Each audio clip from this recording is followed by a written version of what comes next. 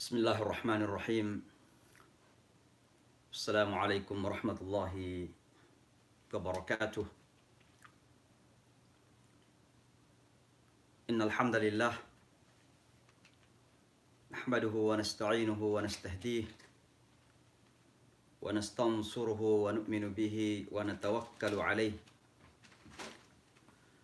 ونعوذ بالله من شرور أعمالنا، من يهد الله فلا مضل له ومن يضلل فلا هادي له، فأشهد أن لا إله إلا الله وحده لا شريك له، وأشهد أن سيدنا وحبيبنا ومولانا محمدا عبده ورسوله لا نبي بعده. اللهم فصل وسلم وبارك على نبينا محمد وعلى آله وصحبه الكرام وكل من تبع هداه واستمسك بسنته واهتدى بهديه إلى يوم الدين. ثم أما بعد، فقد قال الله تعالى في كتابه الجليل: أعوذ بالله من الشيطان الرجيم. يا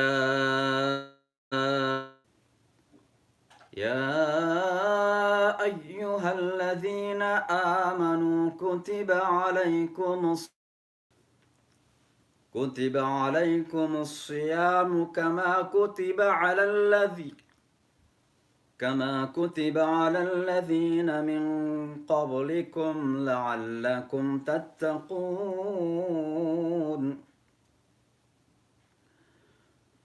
أياما معدودات، فمن كان منكم مريضا أو على سفر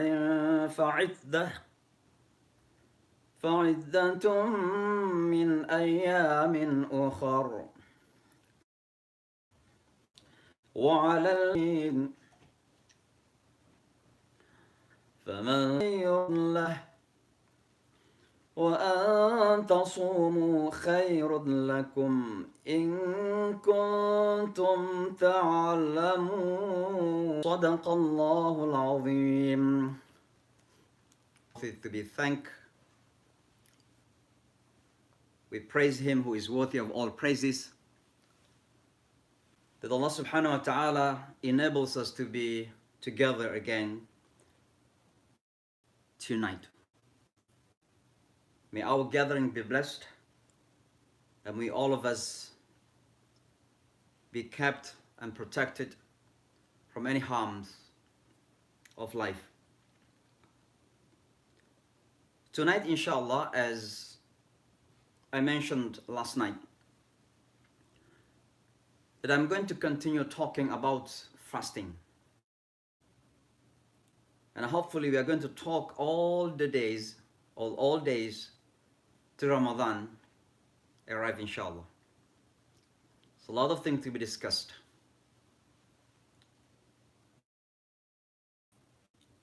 I discussed about the virtues of fadilat or fada'il of fasting. We mentioned a lot of things.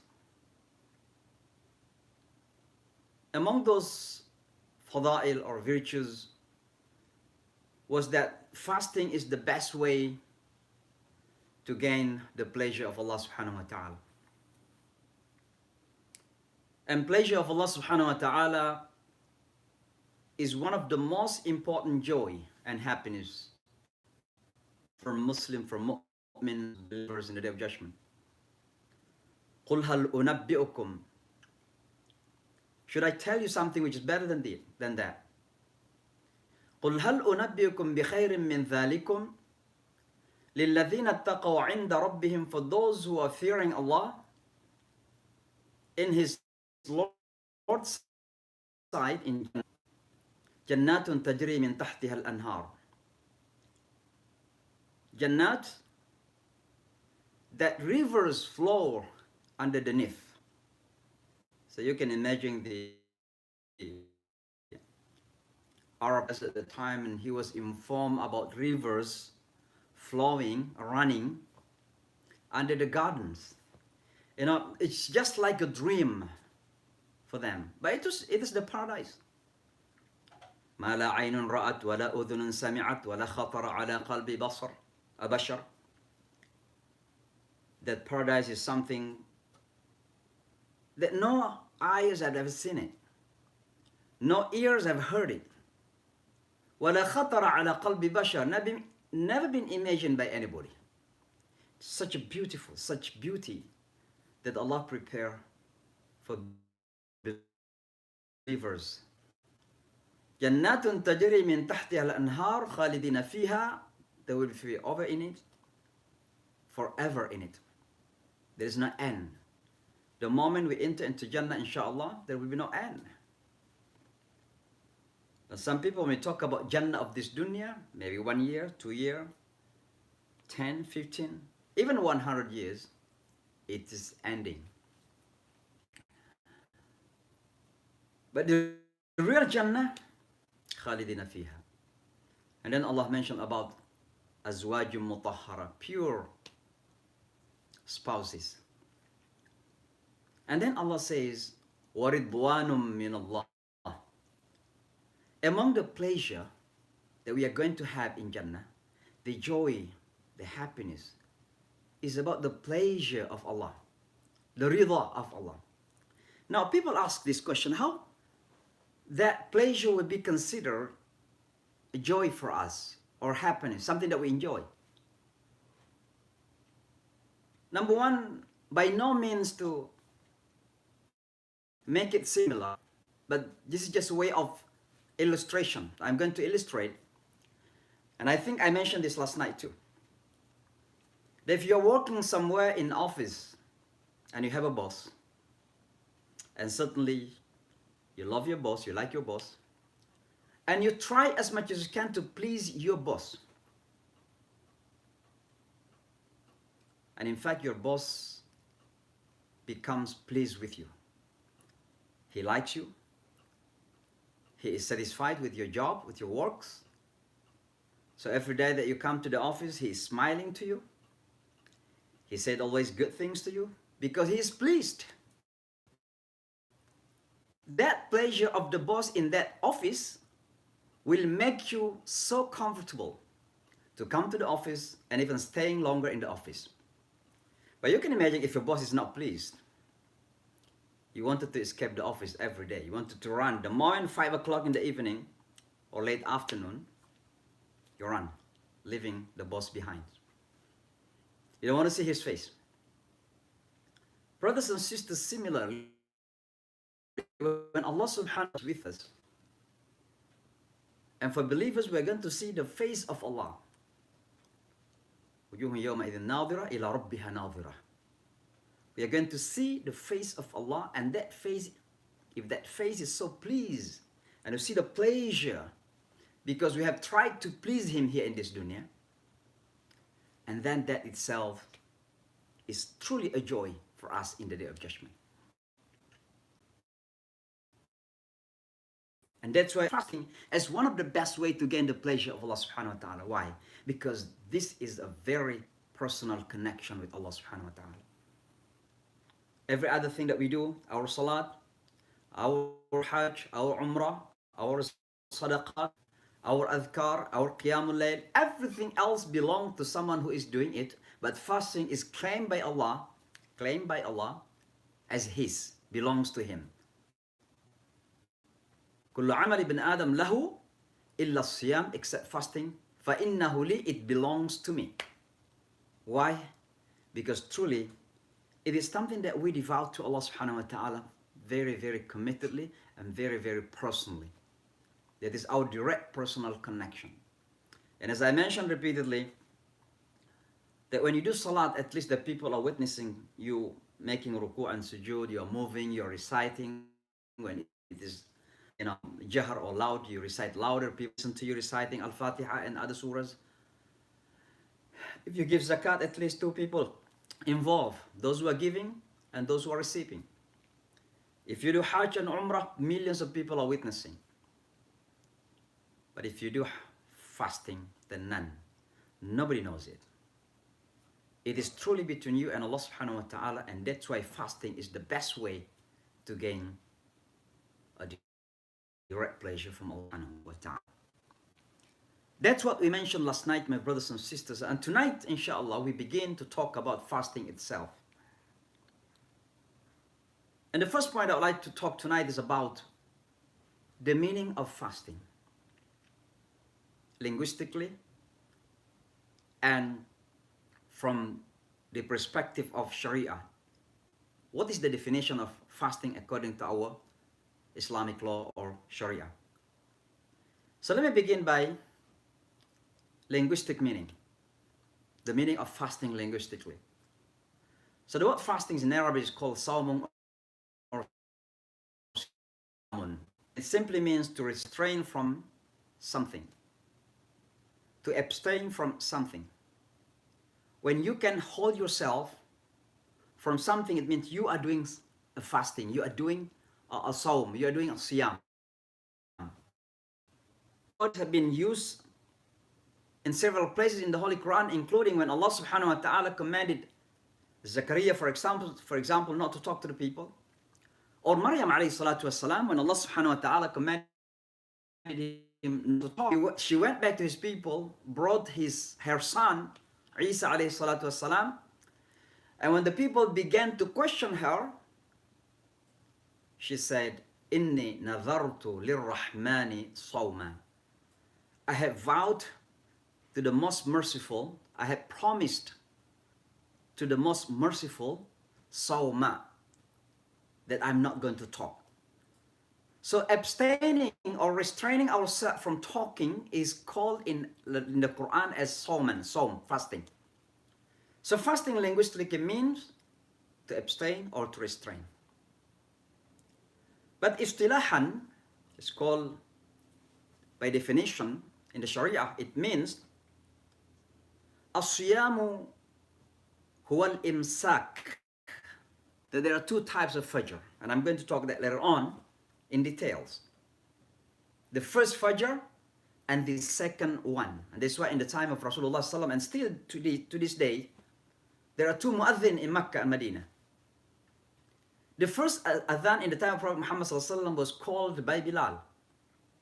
And in one of the hadith, he said that if Bilal called the adhan, eat until Abdullah ibn Maktoum, who was a blind Sahaba, has a very good voice. He was the muadhin of Fajr. So until Abdullah ibn Maktoum called the Salat, then you can still eat. In other words, the definition of fasting is abstaining from food and drink and marital relations, husband and wife relation, from dawn. It means from the Fajr. We're going to talk later on in details. Ila ghurubi shamsi, until the sun set. It means from the adhan of Salat of Maghrib, that is the time of fasting.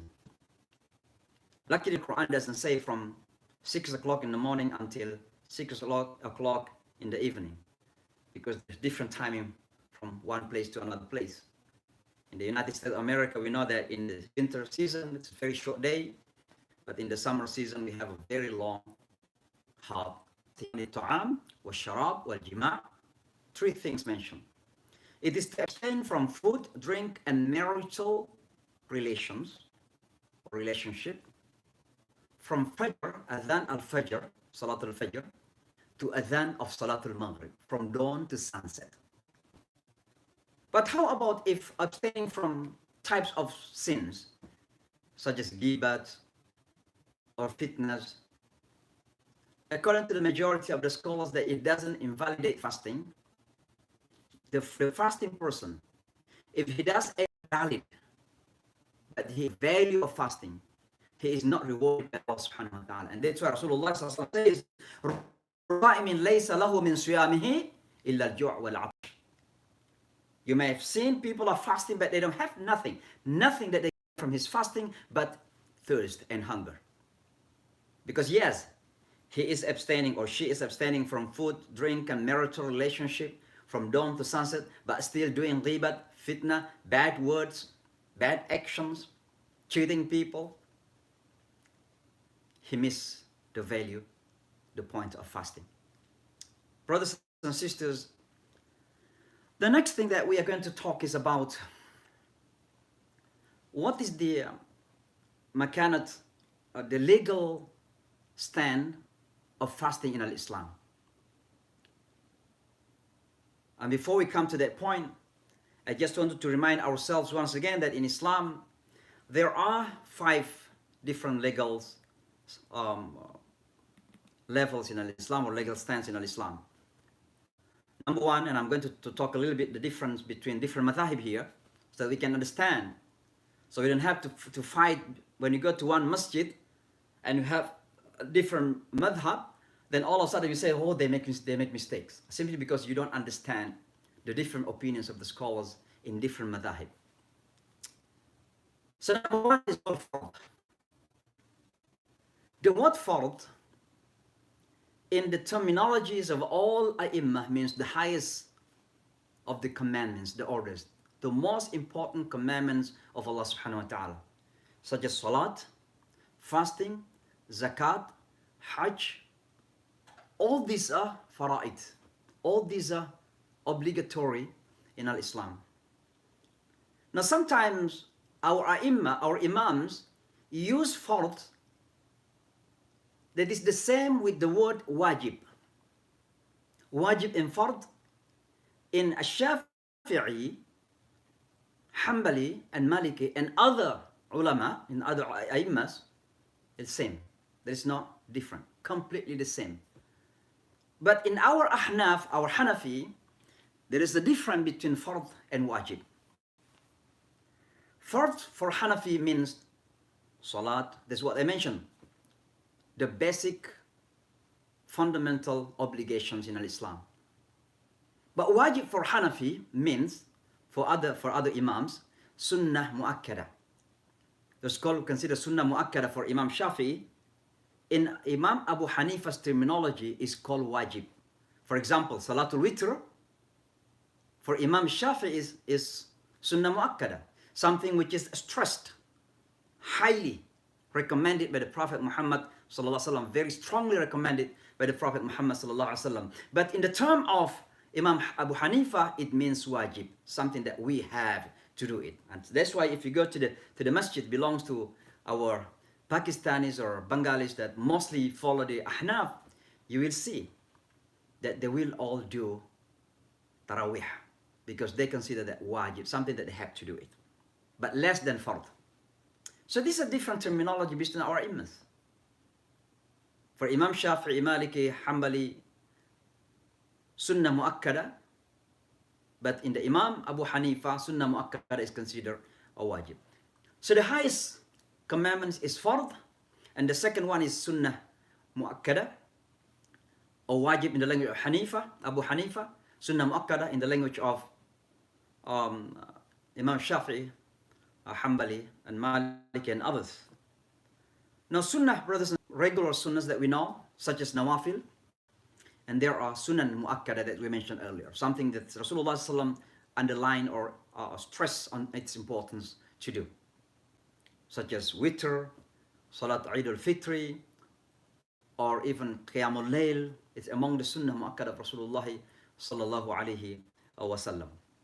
And the next one is what we call number third, what we call mustahab, something which is beloved to do.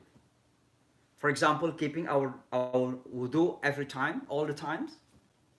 We cannot say that it's sunnah because there is no direct recommendation of Prophet Muhammad sallallahu alaihi wasallam that we have to keep our wudu all the time. But keeping our wudu all the time is certainly mustahab, something which is beloved to Allah subhanahu wa ta'ala and beloved.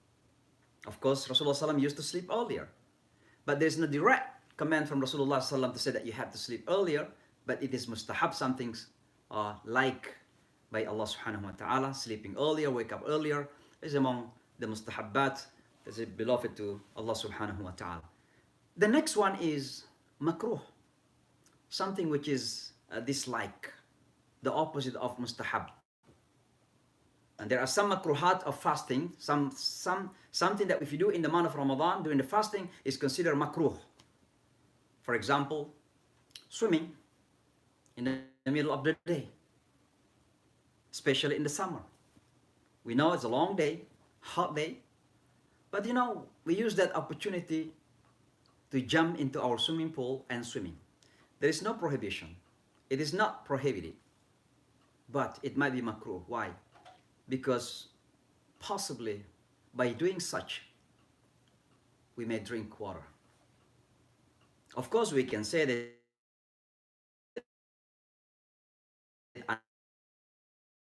unintentional, because no one will intentionally drinking water in the swimming pool. Makruh. Or even washing our teeth using toothpaste, for example. In the month of Ramadan, we cannot say that it is prohibited, but it may be makruh. So there are some matters in Islam which is considered makruh, and the last one is haram. Certainly, it is very well known. Al-halalu bayyinun, wal-haramu bayyinun. Halal is clear, and haram is clear also in our religion. Lamb is halal, pork is haram. Milk is halal. Alcoholic wine, non-alcoholic, that's fine. Alcoholic wine is haram. It's very clear. Everything is clear in our teaching. So these are the levels of ahkam in al-Islam that we have to know. Now fasting, coming back to the fasting, is certainly one of the fara'id, one of the most important obligatory that Allah subhanahu wa ta'ala has set in our Sharia. And it is equivalent to the salat on daily basis. Rasulullah sallallahu alayhi wa sallam says, Bunya al-Islamu ala khamsin, Islam is built on 5 pillars. Shahadati an la ilaha illallah wa anna Muhammad Rasulullah, to testify that there is no God worthy of worship but Allah, and Muhammad is the messenger of Allah, wa iqamis salah, and establishment of 5 times daily prayer, wa ita'i zakah, and giving compulsory charity, and fasting in the month of Ramadan, wa hajj al-bayti, and performing hajj to the Bayt of Allah for those who are able to do it. So these are among the most important obligatory that Allah subhanahu wa ta'ala has set for us in the Sharia. So fasting is fardu.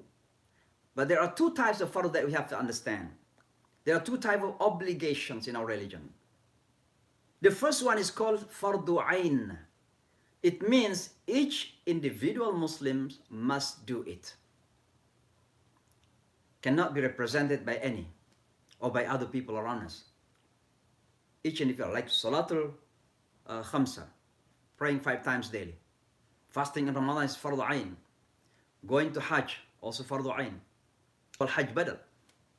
But other than that, it's fardu ain to go to perform Hajj. So these are fardu ain that you have to do it individually, cannot be represented by just a group of people. But there are some things, some matters in the religion, that if a portion or some of members of the community have done it, the rest is already okay. They're free from the obligation. For example, these days, many brothers and sisters are dying out of corona. And as long as some people have done it, the obligation about the washing, about praying, about burying them, janazat matters, done it, then the whole members of the community are free from the sin. But if you know that none have done it, and no one want to be responsible, then the whole members of the community respond. This is what fardu kifaya is. Fardu kifaya. So again, the word fard has 2 divisions, fardu ain and fardu kifaya. Fardu ain, that each one of Muslims must do it individually. Individual obligation, individual responsibility. And fardu kifaya means if some members of the community, of the ummah, have done the job, then the whole members of the ummah are free from the responsibility. Now, coming to the fasting again, so fasting is certainly one of the fardu ain in al-Islam. It is an individual obligation that each Muslim who fulfill the conditions of its obligations must do it. So what are the conditions for the obligation of fasting? Because there are some conditions for a Muslim to be obligated. Such as Hajj, we know that Hajj is a fard. But there are some conditions to become a fard.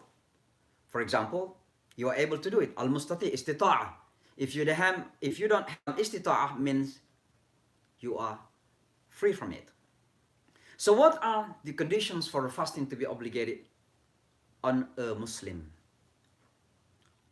There are 5 conditions basically mentioned by our scholars. Number 1, certainly al-Islam. In other words, that non-Muslims are not obligated to do fasting. But if they want to do it, that's fine. There are some universities in the United States where students are participating in one-day fasting in support of Muslims who are fasting in Ramadan. And that's fine for them. But to be considered as an obligation, that you have to be Muslim. So let me make one important point here. If you don't see that fasting is an obligation on you and you are Muslims, it means you are not Muslims. Looks like that you are excluding yourself from Islam because you have that condition, yet you still say that it's not an obligation on me, but you have Islam. At that moment, you are taking yourself outside of the word Islam. So Islam is the condition. This is number 1. Number 2, what we call mukallaf. A Muslim who is eligible to be obligated. And how for a Muslim to be obligated, to have the eligibility, to have obligation on him or her? There are 2 things at least. Number 1, what we call reaching the age of puberty. It's called balighun. فَلَمَّا بَلَغَ مَعَهُ السَّعْيُ. When Ismail alayhi salatu wasalam reached the age of puberty, maybe like 14, maybe 13, maybe 15, we don't know the exact number of the year. But my point here is that this is one of the conditions for someone to be considered mukallaf, that he must do his religious obligation. He must pray, he must fast. And if he's able, he can go to Hajj because he's already mukallaf. His age is reaching the age of puberty, number 1. And number 2, sanity. He is sane. It means he has aql. Aqilun. So balighun and aqilun, these are the 2 criteria for someone to be considered mukallaf, that he is already obligated to do his religious obligations. Aqilun. So in the month of Ramadan, you consider yourself Muslim, you have reached the age of puberty, even older than teenager, you're young or old even, but still you don't fast, it means you are insane, you're out of mind. As long as you have sanity, aql, then you have to know that you have to fast, because the condition of its obligations are on you. This is number 2. Number 3, the condition for the fasting to be obligated on someone, that there is what we call al-istita'a, physical ability. So must be physically able to do it. For example, those who are sick. Allah subhanahu wa ta'ala says, فَمَنْ كَانَ مِنْكُمْ مَرِيضًا, or those who are traveling, unable to do it. So if you are sick or traveling, and truly that you cannot do it, it means it is not an obligation on you. And of course, when you talk about sickness here, there are 2 types of sickness. There is a temporary sickness, and there is a permanent sickness. And of course, there are different legal status on this. We are going to talk about them later on, inshallah ta'ala. I just wanted to mention that one of the condition of its obligation, that you have to have a physical ability. If you are truly unable physically doing fasting in the month of Ramadan, that means it is not an obligation on you. There are Muslims in some countries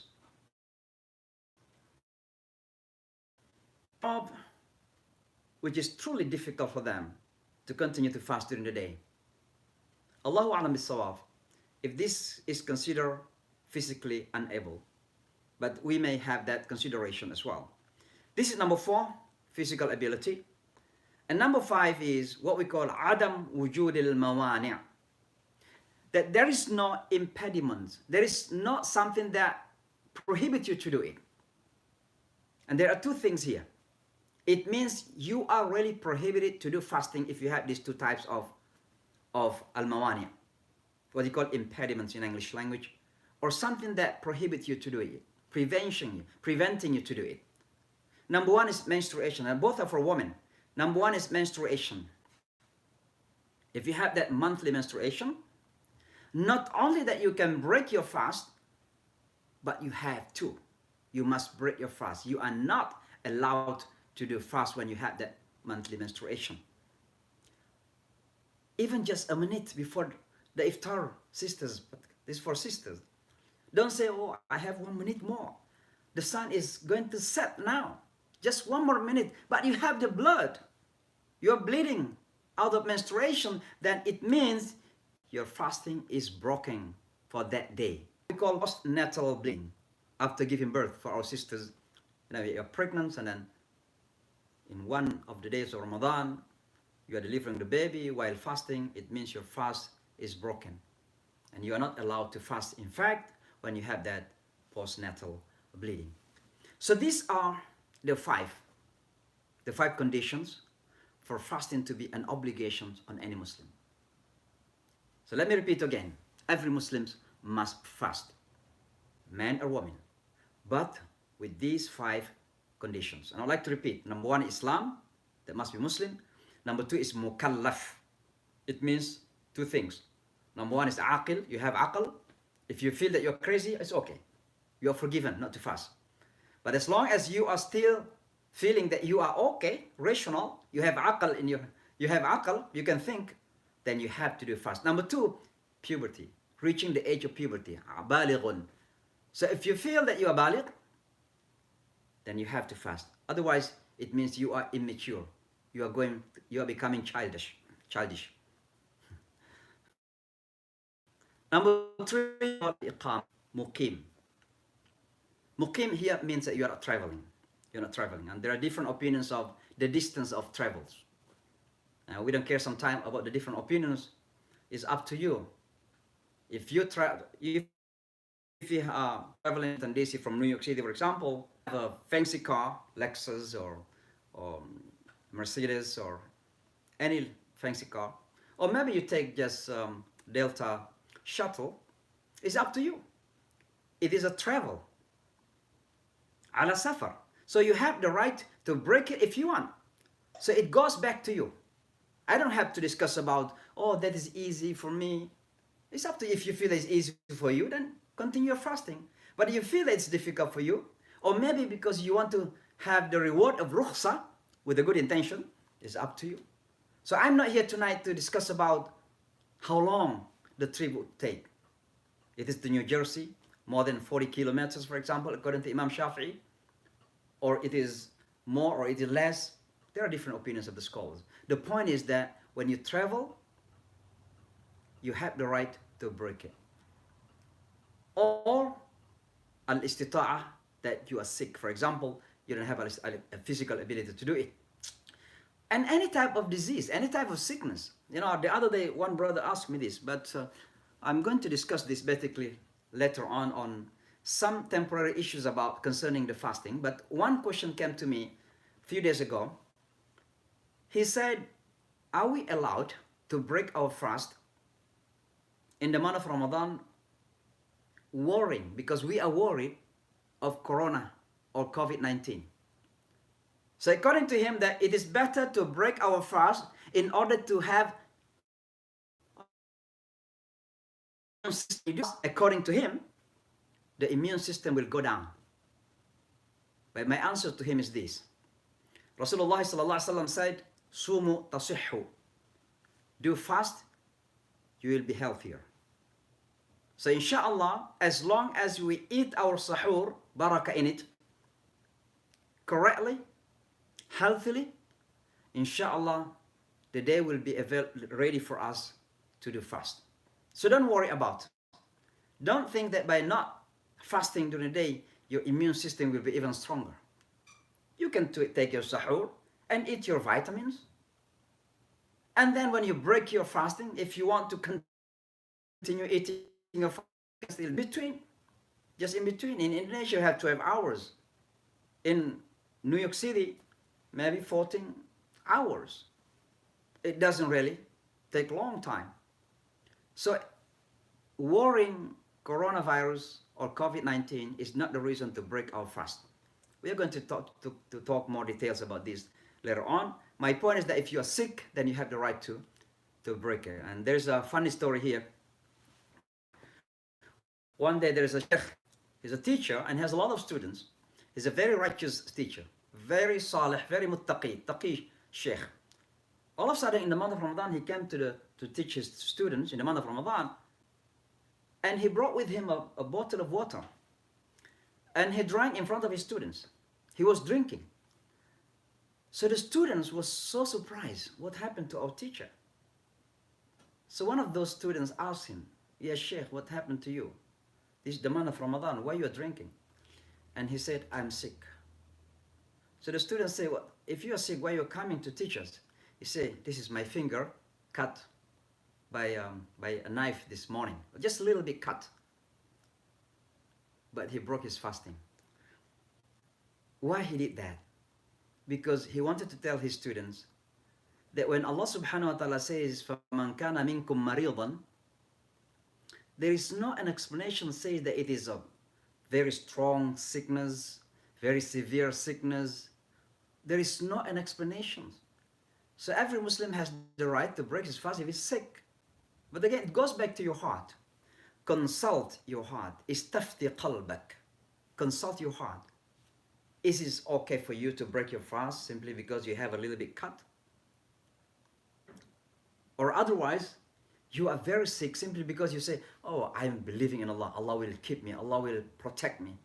But basically, you know that if you're going to fast, you're going to collapse. But still, you're forcing yourself in the name of trusting Allah subhanahu wa ta'ala, forgetting that Rasulullah sallallahu alaihi wasallam says, "I'qalha thumma tawakkal." Tie your camel, then trust your Lord. So again, this is about Islam. Islam is so rational and so balanced. And I'm not here to decide what type of disease or type of sickness that makes you have the right to break your fasting. And number 5, brothers and sisters, adab wujud al-mawani. There is nothing that prevent you from doing fasting, such as menstruation and post-natal bleeding. Now, so let me also mention this as a further explanation. From those, we can say that there are 2 types of people in terms of rukhsa, in terms of breaking the fast in the month of Ramadan. Number 1, there are some people who have the right to break the fast, but there are some people that they must break their fast. And those who have the right that doesn't lead into self-harm, pregnant woman, you can break your fast if you can continue fasting. There is not a prohibition. You are not prohibited to the fast. But if you feel that you are going to endanger yourself and your baby, then you have to break your fast. The old people, elderly people, if you feel that by fasting you are going to collapse and you're going to really to harm yourselves, then you have to. But those who cannot fast at all are 2 types as mentioned. Menstruating women who have menstruation, and the woman who just delivered a baby because they have what we call post-natal bleeding. Now, brothers and sisters, finally for tonight, and possibly tomorrow we can stress again, we repeat once again so it becomes more clear for us. Pillars of fasting.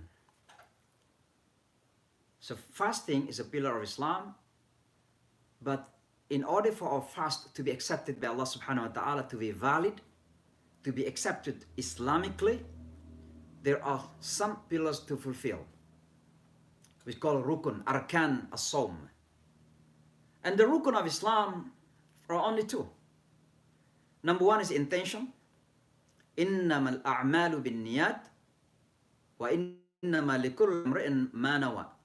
So each action is. Now, regarding the intention, second, of course, is about abstaining, restraining. But let me go to the intention itself. Regarding the intention, there are different opinions on how to do it. But certainly, different opinions of either we say it by our oral tongue, orally, and that's why you have seen in some masajid, for example, the imams lead into nawaitu sawma ghadin ila akhiri. They mention that niyat, orally. Or some other scholars, said that niyat is not to be mentioned, but niyat is in our heart. But for me personally, either you say it or not, the most important thing is about your heart. When you say it, hopefully, you say it from your heart. But if you don't say it, there is no guarantee that you have it in your heart. And that's why some scholars say it orally, because they wanted to make sure that they remember the niyat of fasting. And that's why imams are leading their congregation to say it. Yeah, some people say that this is a bid'ah because Prophet Muhammad ﷺ didn't say that orally. That's fine. This, again, is a matter of different opinions of our scholars, and we are mature enough to have different opinions in our Islam. And our Islam, opens doors of opportunity for us to have different opinions. Don't think, imagine even at the time of the Prophet Muhammad ﷺ, the Sahaba have different opinions on issues. How about us who are away from Rasulullah ﷺ? So the only thing that we need is, when we have different opinions, we need maturity. We have to be matured. Don't act childishly and responding to different opinions of our scholars. So again, the niyyah can be said by our tongue, by our, orally. And we say, for example, for the niyyat of salat, nawaitu salat al-dhuhri arba'a raka'atin. If you are ma'mum, you say ma'muma lillahi ta'ala. If you are imam, you say imaman lillahi ta'ala, for example. You can say it. And now for those who don't want to say it, just make sure that you have it in your heart. But sometimes there is no guarantee. You just come in your salat, and simply because you do it on daily basis, that what you do on daily basis, and you forget, you connect your heart to Allah subhanahu wa ta'ala. But for those who are saying, hopefully, saying it not only in his tongue, but he said it out of his heart. There's a niyyah here as a confirmation, as an affirmation or confirmation. Now, when the niyyah to be said, or at least to have it in our heart?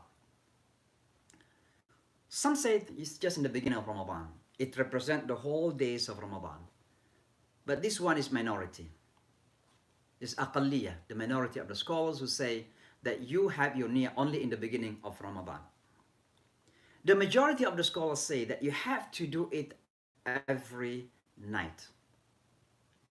And even some scholars, also minority, said that you have to say it even before sleeping at night.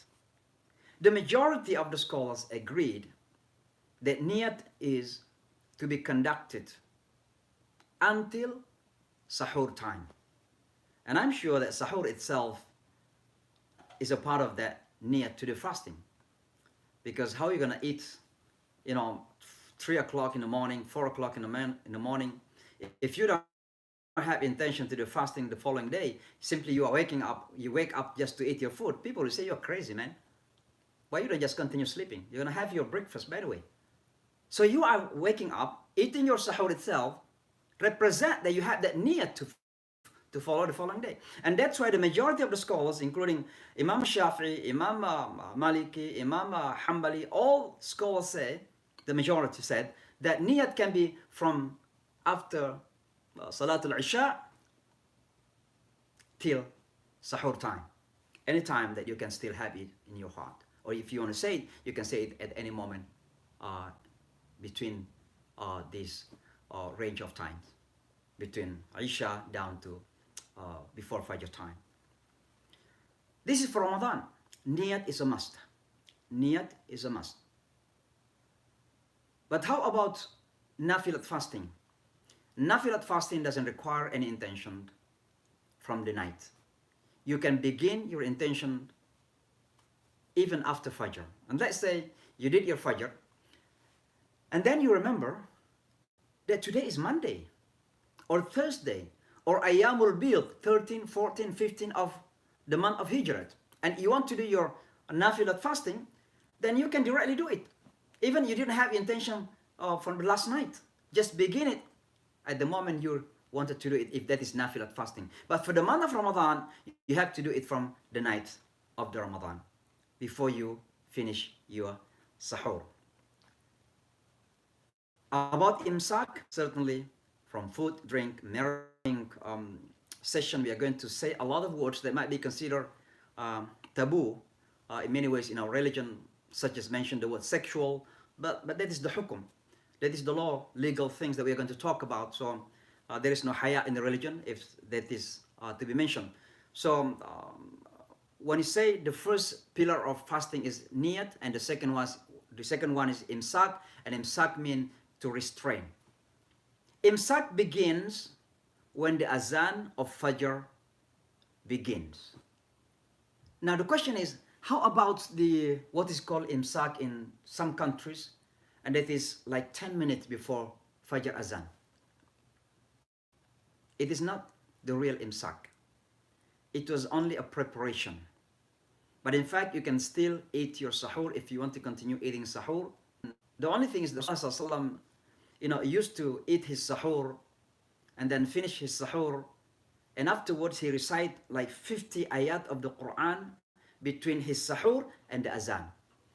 And that recitation of 50 ayat is taken by some scholars, and they call it al-imsak time.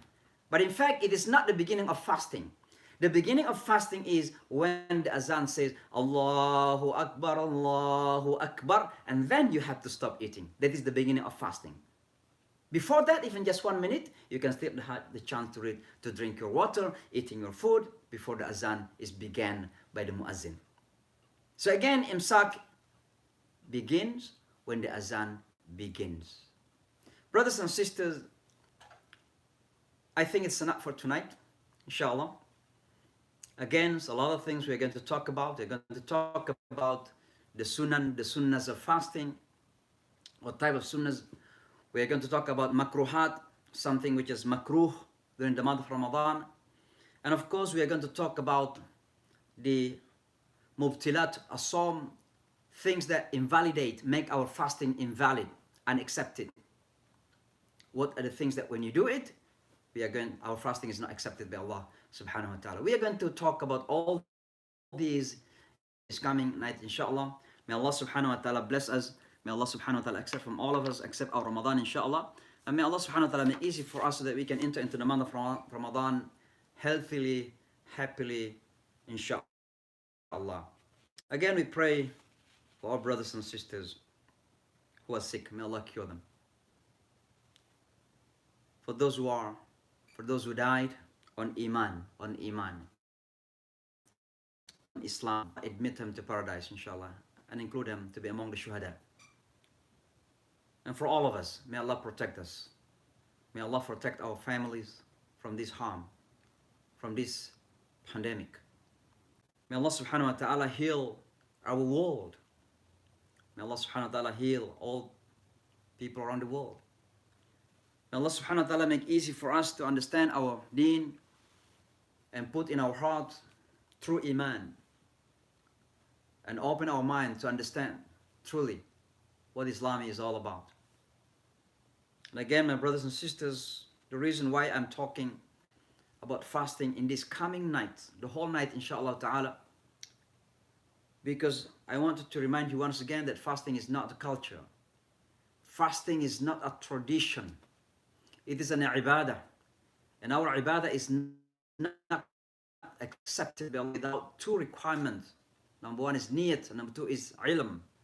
So don't do your fast blindly. Not only because our neighbors are doing it, we are doing it. We do know that it is an obligation on us, and we know how to do it. It's based on knowledge. So knowledge is very important. So let's end with prayer, inshallah. Once again, may Allah accept from all of us. May Allah bless us all. And may Allah embrace and shower His mercy upon all of us. Allahumma ya ameen.